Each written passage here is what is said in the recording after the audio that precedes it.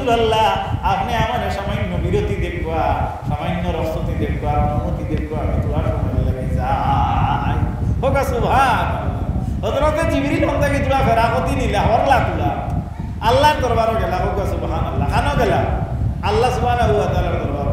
চাইলে দাইয়াতুল কলবি যদি নবীজির খেদমত গেলে হাসান হুসাইনে সিন হইনাতে মদিনার বাজারে যাইতে পারল না, মাথারা তোলা পারল না নিয়নি, নিশ্চয় পারলা অনেক।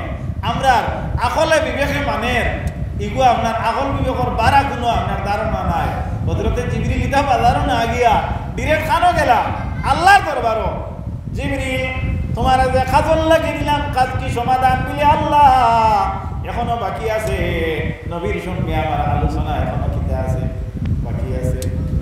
ইয়া রাব্বাল আলামিন, আমি আইলাম, আমি আজকে আপনার প্রিয় নবীর খেদমতে যাওয়ার পরে আমি কিছু আজকে শর্মিন্দা হয়ে গেলাম। ইয়া রাব্বাল আলামিন, আল্লাহ ফরমান জিবরিল রে তুমি কেন শর্মিন্দা হইলা? আমার নবীর দরবারে গিয়া কোনোদিন কোনো মানুষ শর্মিন্দা হয় না, কোনো কেউ শর্মিন্দা হয় না। আল্লাহ তো যাত্রা, আল্লাহ মাত্রারে মার করবার লাগে জিকাই দিরা। হযরতে জিবরিল ফরমান ইয়া রাব্বাল আলামিন, আমি নবীর খেদমতে গিয়া শর্মিন্দা হওয়ার কারণ হইল আমি শুনছি নবীর মুখ দেখি যারা হাসান হুসাইনকে মহব্বত করে তারা নবীরে মহব্বত করে।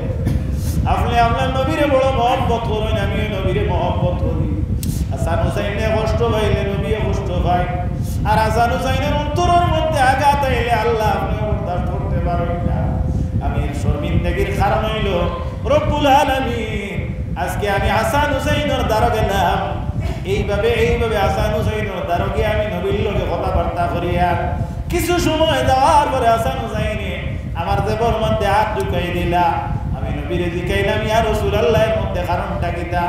নবীজি ফরমাইলা ও জিবরিল আজকে যে তুমি আমার খেদমত আইলাই, আজকে তুমি জিবরিল হিসাবে আও নাই, তুমি দাহিয়াতুল কলবির সুরতে আইলাই। আজকে তুমি দেখার মধ্যে আওয়ার পরে তারা মনে করছেন দাহিয়াতুল কলবি মনে করি তোমার দেব আতারাইছেন। রব্বুল আলামিন নবীর অনুমতি নিয়ে নবীর খেদমত থেকে আমি আপনার দরবারে আইলাম। আপনি আমার অনুমতি দেখুয়া আমি কোন জায়গার থেকে কোন আপনার কোটার থেকে আমি হযরতে হাসান হুসাইনকে সন্তুষ্ট করতাম।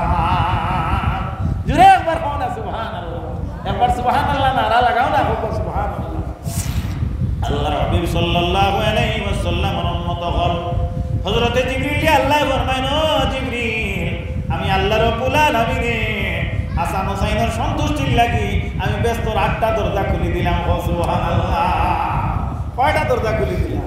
8টা দরজা। তুমি যাও, এই ব্যস্ত 8টা দরজা খুলিয়া দিলাম, তুমি গিয়ে প্রবেশ করো। জিকায়া নবীর উম্মত হল কোন ব্যস্ত আপনার কোন নিয়ামত কম?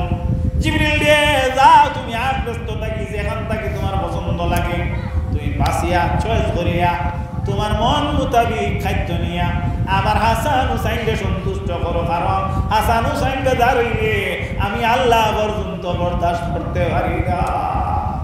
আরে যদি শুনলরা কিভাবে হযরত ইমাম হাসান হুসাইনকে কষ্ট দিল রে, আয় আয় আল্লাহর নবীর নাতি হযরত ইমাম হুসাইন কারবালার জমিনের মধ্যে 72 জন সঙ্গী নিয়া 22,000 লোকে মোকাবেলা দিলা।